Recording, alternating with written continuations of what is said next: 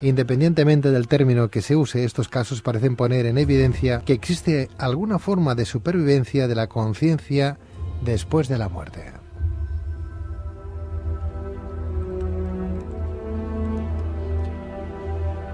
Y es que si no fuera así, ¿cómo se explica que un niño de 5 años hable sobre lugares que por su corta experiencia aún no ha visitado? ¿Estaríamos hablando de reencarnación, de meros recuerdos inducidos por nuestro entorno familiar, de una transición entre una vida y otra? ¿Cuál es el carácter que adquieren estos menores?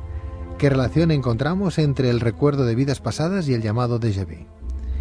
Esta noche, en Luces en la Oscuridad, intentaremos descubrir algunos de estos enigmas y para ello contamos con dos expertos en la materia, con Mario Pérez Ruiz, escritor y periodista. Mario, muy buenas noches. Buenas noches, Pedro. Bienvenido, Mario. Bien hallado. Y con el doctor Isaac Jaulí, doctor en psicología, psicoterapeuta y miembro de la Sociedad Teosófica Española. Doctor Jaulí, de nuevo, muy buenas noches. Buenas noches. ¿Qué es lo que le pasa a un niño? ¿Qué recuerdos tiene? ¿Es de forma genética que está dentro de la idiosincrasia del ser humano en sí, el tener recuerdos en un momento determinado y luego perdemos? ¿Es como los niños que tienen el don o la capacidad de ver seres espirituales, ángeles de la guarda, pasajes que han vivido antes que nosotros y se han quedado todavía con nosotros y cuando han pasado una cierta edad pierden esa facultad? Los famosos amiguitos invisibles. Eso es. Bueno, de acuerdo a la tradición y a la enseñanza, casi todas las corrientes, sobre todo las orientales, el alma cuando vuelve a encarnar en un nuevo traje, vamos a decirlo así, eso en el Bardo Todol se ve muy claro, ¿no? Por lo menos lo presenta muy claro. Dice, el alma cuando va a volver a ocupar un nuevo vehículo físico, ya habiendo tenido los demás vehículos preparados, observa a sus padres, dice el Bardo Todor, sobre todo la versión de Evans Wentz, que recomiendo al público. Dice, y si va a ser niño, en un traje físico de hombre, empieza a tener atracción por la madre, y si va a ser niña, empiezas a tener una atracción física por el padre. Es interesante que el complejo edípico apareciera por ahí en la obra del Bardo Todor, escrita sobre el 600-800 después de Cristo, atribuida a Padmasambhava, ¿no? O sea, sorprende que este modelo que Freud desarrolló en el siglo XIX ya estuviera mencionado así como muy por encima, pero de alguna forma. Sí, el alma cuando va a volver al traje, cuando despierta dentro del vientre de la madre, ya previamente olvidó ese interludio entre la vida y la muerte, primero. Hay muchas razones, pero la razón básica es que es necesario que el alma ignore ese pasado de alguna manera para que pueda volver a entrar a la vida con esa, si no inocencia, esa capacidad de volver a aprender y de atreverse a experimentar.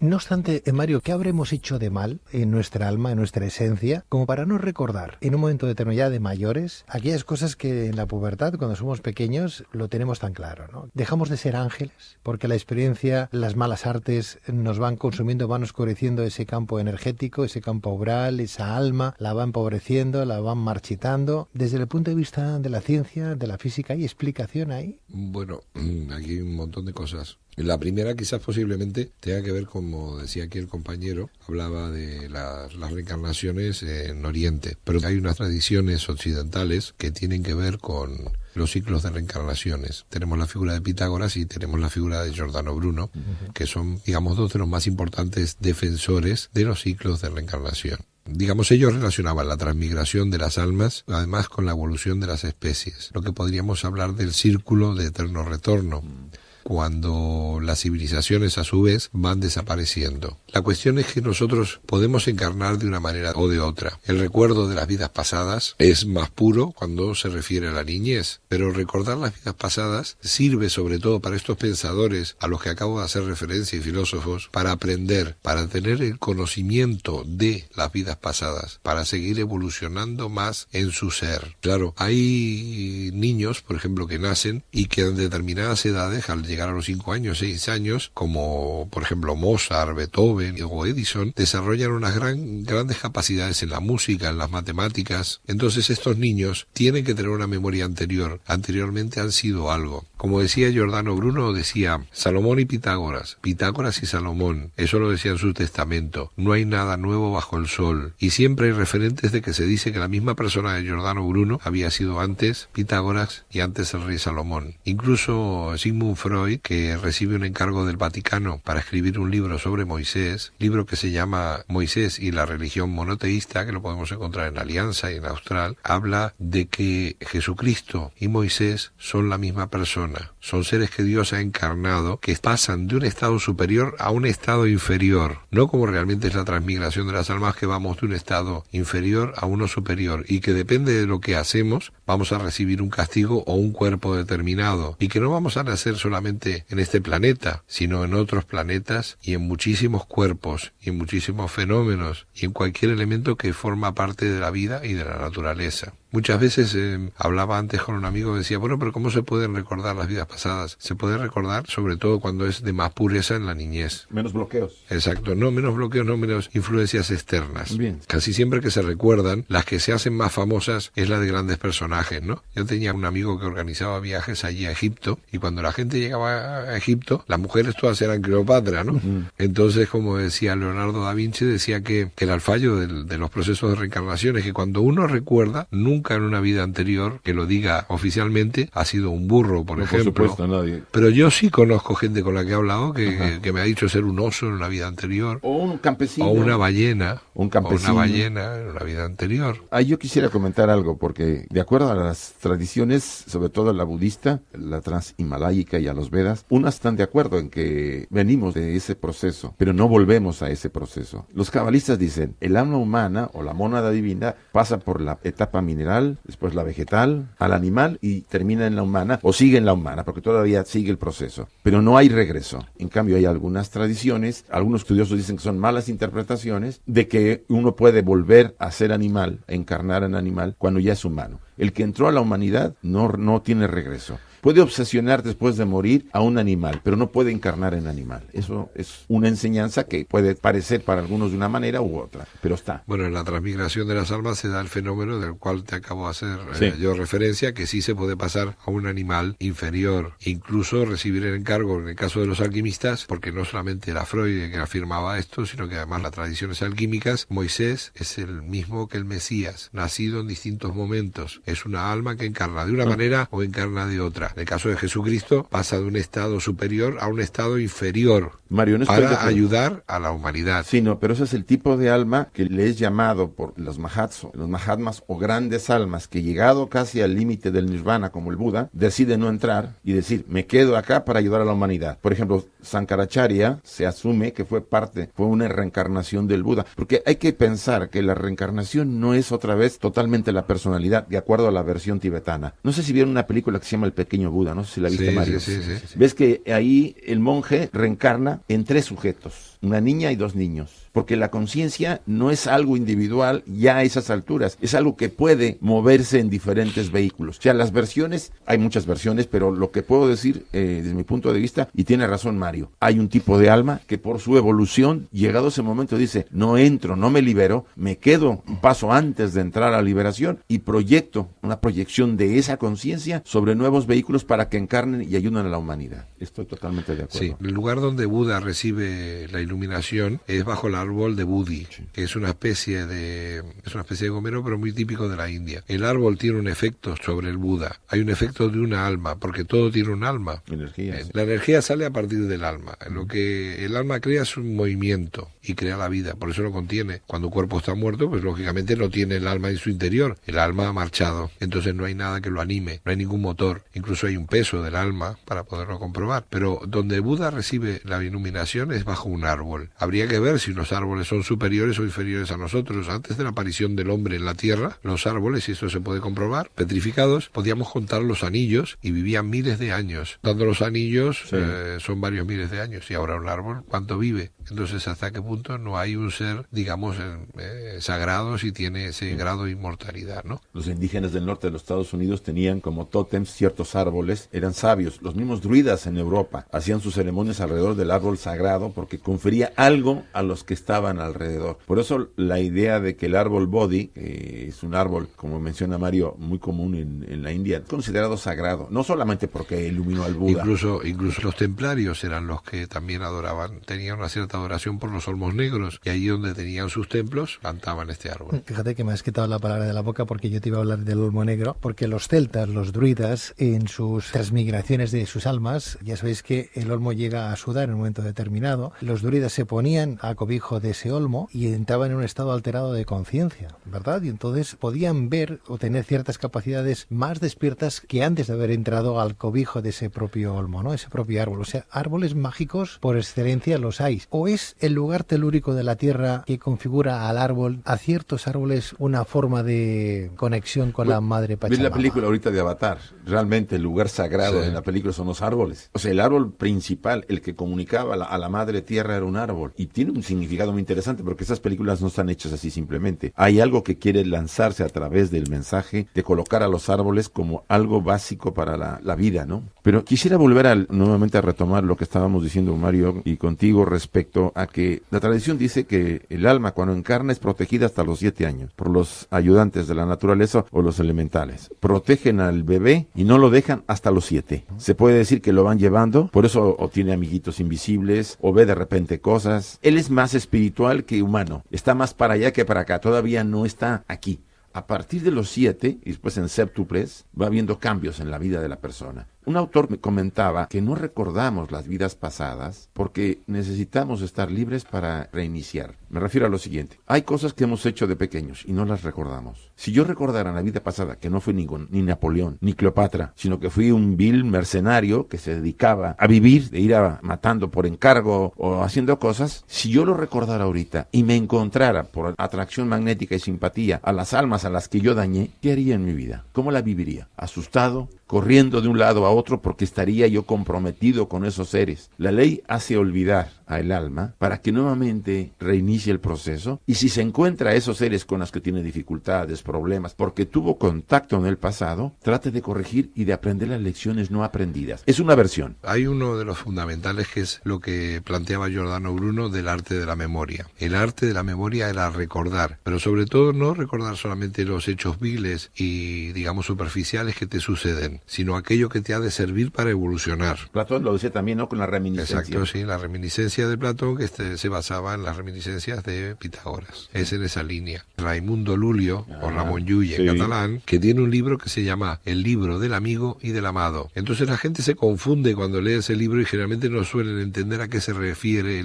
el amigo y el amado. El amigo es el ser que está vivo, somos nosotros. El amado es el alma. Cuando eso... San Juan de la Cruz decía lo mismo, ¿no? Sí. Mi amada. Sí. Exactamente. Entonces, cuando los templarios viajaban a Tierra Santa, iban 2 sobre un caballo. 2 personajes de 100 kilos cada uno. Es imposible sobre un caballo. Esa era la simbología. ¿Pero a qué se referían? Ahí viajaba el amigo y el amado. Viajaban los 2, porque para ir a Tierra Santa debían marchar al lugar sagrado, debían marchar los 2. El hombre, pero también con su alma, porque si no era imposible realizar el peregrinaje. Incluso en la figura del Quijote encontramos a Sancho Panza y al Quijote, pero los 2 son la misma persona. Sí, lo hemos hablado. Uno va como si fuera sobre el caballo Pegaso. Es leve, delgado. El otro lleva al burro, que es el símbolo con el cual la Virgen María entra en Tierra Santa. Y Jesús también, cuando entra... Y Jesús, cuando vuelve a entrar, cuando le hacen el recibimiento del Día de la Palma, vuelve a entrar sobre un burro. Entonces es uno de los símbolos del cristianismo. Lo que gobierna entonces es el cristianismo. Sí. Y Sancho es el hombre que tiene la vida más vinculada a la realidad. Por eso sería el cuerpo, sería el amigo. Y en el caso del Quijote sería el amado, que es el alma. Y el alma a veces va de un lado al otro. Pero siempre diciéndole vamos adelante, y le daba lecciones, ¿no? Desde le luego, enseñaba. Desde luego, lo único que tenemos nuestro es el alma, que es imperecedera. Hoy la tenemos con nosotros, la seguiremos teniendo el día de mañana en otro Siempre. cuerpo, pero será la misma. Lo importante de esa alma es saber que es nuestra, que la tenemos que cuidar porque es lo único que tenemos. Es como el pensamiento, es como el tiempo. Solo tenemos tiempo, nuestro tiempo. Tu tiempo es único, es tu tiempo. Tú lo tienes que valorar y medir en función a cómo tú valores tu momento, ¿no? Pero para alimentar el alma, Pedro, como alimentamos el cuerpo físico, alimentar el alma significaría alimentar aquello que nuestro proyecto de vida demanda. vida y sobre todo desarrollar todas esas capacidades de bondad, de amor. Ella se alimenta de experiencias, a veces no tan buenas, porque el alma necesita que experimentemos. ¿Sí? Fíjate que antes hablábamos de esas emociones que no se llegan a entender, ¿no? Y que emociones que no se llegan a entender se transforman en patologías severas, ¿no? Una mala relación con un padre, con una madre, con un hermano, con un matrimonio es igual, como es una emoción que no sé entender, que no sé asimilar, eso se puede convertir en una patología severa, en un cáncer mañana, en una patología que me puede llevar al otro mundo. Estamos ensuciando el alma y ese alma es lo que va a hacer es que nuestros canales energéticos, nuestros chakras, como lo queramos llevar según la tradición que estemos abordando, pues el día de mañana tengamos una patología severa, importante. O sea, hay que cuidar el alma para que esté limpia, para que la tengamos bien. Es como cuidar los canales energéticos, los chakras, ¿no? Esos vórtices de energía, si los tenemos mal equilibrados, pues seguramente que en función al órgano que esté equilibrando aquel chakra será el órgano que vamos a enfermar. Y somos nosotros a veces inconscientes de ensuciar nuestra alma, nuestro espíritu, nuestra energía para que después sufrir ciertas patologías. No obstante, a mí me gustaría, volviendo a eso de las vidas pasadas, ya que os tengo a vosotros dos aquí conmigo, a mí me gustaría saber por qué de alguna manera no tenemos alguna fórmula especial de no perder ese sentimiento de quién fuimos anteriormente a esta vida. Hablabas del bardo Todol. Mario nos hacía mención a Giordano Bruno, ¿no? Y ya otras esferas que hablan del pensamiento. Bueno, pero es que en esas esferas del pensamiento nos hablan de ese crecimiento personal, pero no nos hablan de cómo despertar el alma dormida. Tarde o temprano hay un despertar. Eso lo dice la mayor parte de las tradiciones iniciáticas. Cuando la personalidad está ya equilibrada y el alma ha tomado su lugar correcto y la utiliza como una herramienta, entonces el individuo empieza a recordar lo que fue. Antes no. Es como algo que espera. Los autores de los Vedas dicen que nosotros tenemos el Atma, Sutratma, o el alma hilo, el famoso cordón de oro. Ese cordón de oro tiene alrededor, como las perlas de un collar, las vidas que hemos vivido. Entonces dice, cuando la personalidad está equilibrada y ya están ya en condiciones de hacer uso de ese conocimiento, que yo creo que todos hacemos uso, aunque no nos demos cuenta en muchas ocasiones, porque la reminiscencia nos puede venir en algún momento, entonces el hombre recuerda quién fue y qué hizo, qué tiene que hacer y a dónde va su destino, cuál es el sendero al que está siguiendo. Antes no, porque lo único que haría es quizá malograr las posibilidades. Es una opinión, pero es una versión que me parece digna de analizarse, porque si todos recordáramos el pasado, me parece que muchos malograríamos la posibilidad que tenemos en esta vida. Sí, porque nos daría miedo crecer, ¿no? Pasa que hay gente también, por el caso de Pitágoras, en una ocasión vio un perro y el perro estaba siendo maltratado y él, que era gran defensor de los animales, que consideraba que además todos los animales tenían que tener los mismos derechos que los seres humanos, reconoció a una persona que a él había conocido de niño, reencarnado en ese animal, en un perro. Pero hay muchos animales, y eso lo vemos cuando tenemos animales domésticos, que si pudieran tener nuestro cuerpo, hablarían posiblemente como nosotros. Seguro. El delfín es tan inteligente, lo han investigado, en un espejo se reconoce. Tiene una inteligencia más de lo que nos imaginamos. Tremendo. Casi tiene cierta individualidad, cosa que es sorprendente en un animal, porque asumimos los humanos que somos los únicos. En la ley de la causa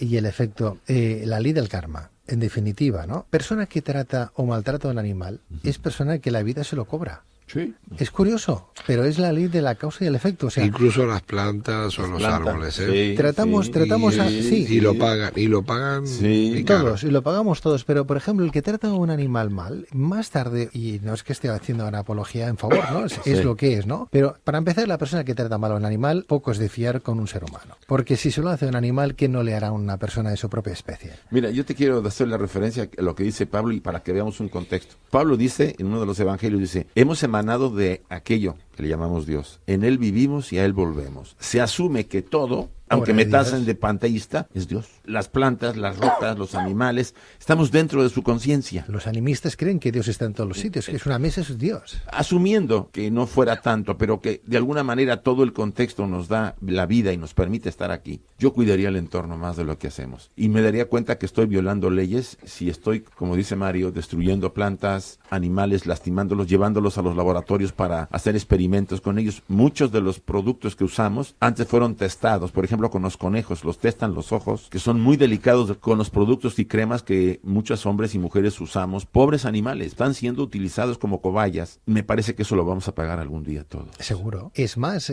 solamente hay que leer un poquito.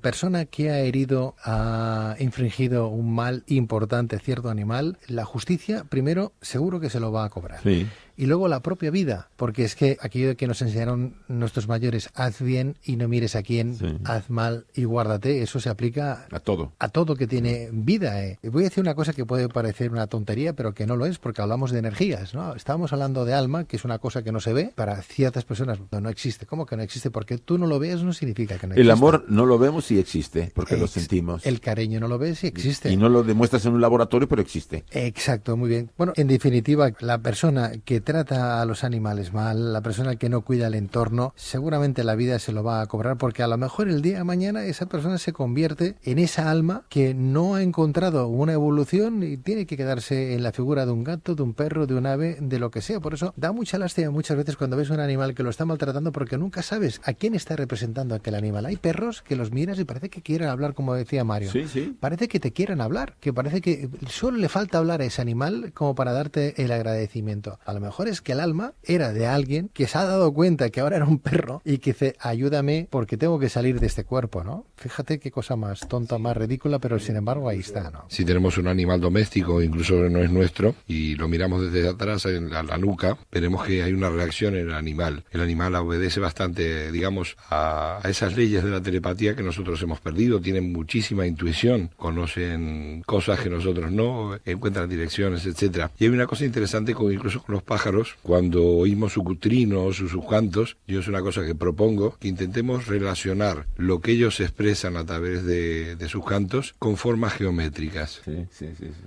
Como si nos estuvieran comunicando geometrías, líneas, puntos, círculos. Es un código, ¿no? Esferas, sí. Una clave que no entendemos. Es como si estuvieran dialogando en forma geométrica. Con eso de que Dios geometriza. Yo invito a los oyentes a que lo hagan cuando oigan cantar a los pájaros y verán cómo hay una relación o una vinculación con las formas geométricas. Vamos a ver, el ser humano es el único animal que mata por matar. Yo no sé si hay que tener conciencia. A veces yo pienso que es mejor ser un poco inconsciente, como los animales, que al no tener conciencia, alguien decía un día, es que claro, es que los animales no sienten. Con algún veterinario hemos hablado diciendo, no, es que los toros no sufren. Ah, caray. Les clavan las banderillas como si le pusieran velcro, ¿no? Sí. No tienen terminaciones nerviosas los toros. ¿Cómo sabes? ¿Cómo Bueno, sabe que no sienten? No los sabe toros? que no sienten. Total, y uno piensa, ¿cómo puede ser que alguien que en principio amante de los animales, por eso estudia veterinaria, ¿no?, le diga que un toro no puede sentir cuando se le clava una banderilla? Vamos, es que evidentemente que estamos en contra de las corridas totalmente. Sí.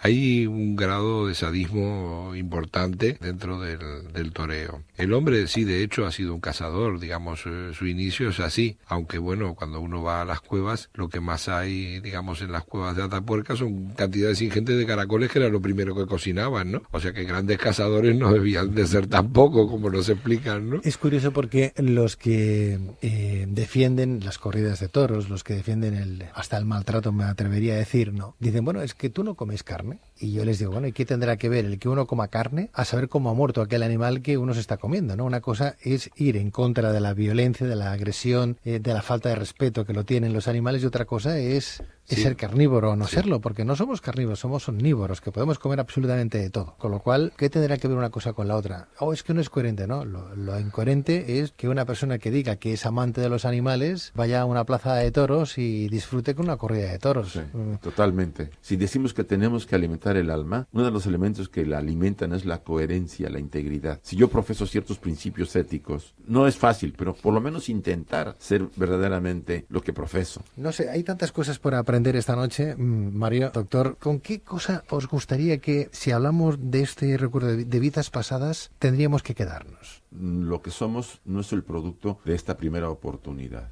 Venimos haciendo un largo viaje. Nuestras almas vienen viajando y vienen aprendiendo lecciones. Hay lecciones que hemos aprendido con sangre. Ahora ya no tomo un arma y mato a una persona porque no me da lo que quiero. Lo he aprendido con muchísimo sufrimiento y dolor porque he matado y he sido matado muchas veces. Hay lecciones que tengo que aprender. Hay lecciones que ya superé. Entonces, estar consciente, atento a las que tengo que aprender para que sea esta vida significativa y tenga sentido, como lo hablamos hace unos momentos, es quizá una de las cosas que yo aportaría a nuestros radioescuchas para que se les quedara. ¿Cuál es la lección que tengo en esta oportunidad? ¿Qué tengo que hacer? Estar atento a todo aquello que surja en mi vida y que me pueda dar las claves. estar autoconsciente, como dicen los hindúes, autoperceptivo sobre lo que está rodeándome. Mario. Bueno, antes cuando hablaba Pedro de los desequilibrios en algunas personas, se da la curiosidad de que algunos de estos desequilibrios, cuando son del tipo mental, afectan sobre todo a la noción del tiempo. Hay una obsesión por los relojes no marcan correctamente la hora, no se pueden controlar, el tiempo en el planeta Tierra es el que se desequilibra. Incluso hay un poema de Julio Cortázar que habla de que cuando te regalan un reloj no eres tú el regalado, sino tú eres el regalo del reloj, el dominio,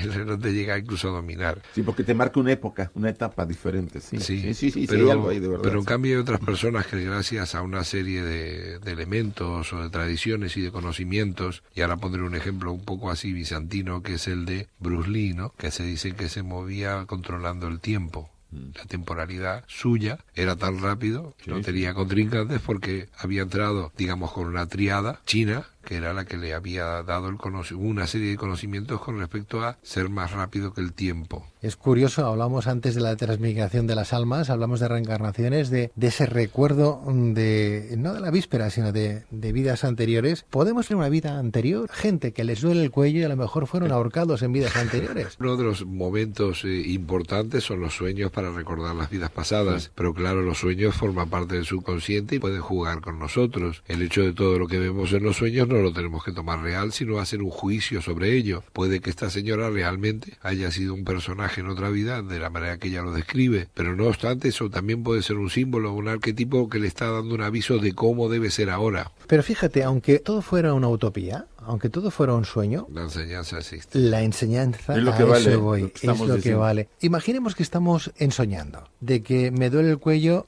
o pienso que me duele el cuello porque en una vida anterior me ahorcaron. Y yo soy consciente de eso desde el punto de vista de la lucidez. Digo, bueno, como me pasa es por ese motivo, bueno... Cometí un crimen. Cometí un crimen, bueno, lo que tengo que hacer es subsanar aquel crimen, ¿no? Entonces, hay terapeutas que dicen, vuelves a la vida anterior y en vez de cometer aquel atropello, pues te vas por otro camino. Es como si quitaras o cambiaras la escena de la película y te vas por otro camino para que no te ahorquen, para no cometer el atropello, para que no te pillen, para yo qué sé, para mil cosas. Con lo cual, el chip de esa vida ha cambiado. Vuelves de nuevo a tu terreno, a tu vida normal, como no ha sucedido porque lo has borrado, ya no te duele el cuello. Sueño, no sueño, imaginación. Si luego no te duele el cuello, bienvenida sea esa imaginación. Mira, es lo que dice Johansson, de uno de los famosos iniciadores de la terapia regresiva. Ella tenía el caso de una periodista que tenía fobias a las ratas. La regresa al pasado, pues de muchas sesiones, y ella había sido una mujer, una campesina, en un pueblo en Alemania, que la había apresado el señor feudal, la tenía en una mazmorra, y se la habían comido por falta de alimento, se quedó débil, se la comían viva las ratas.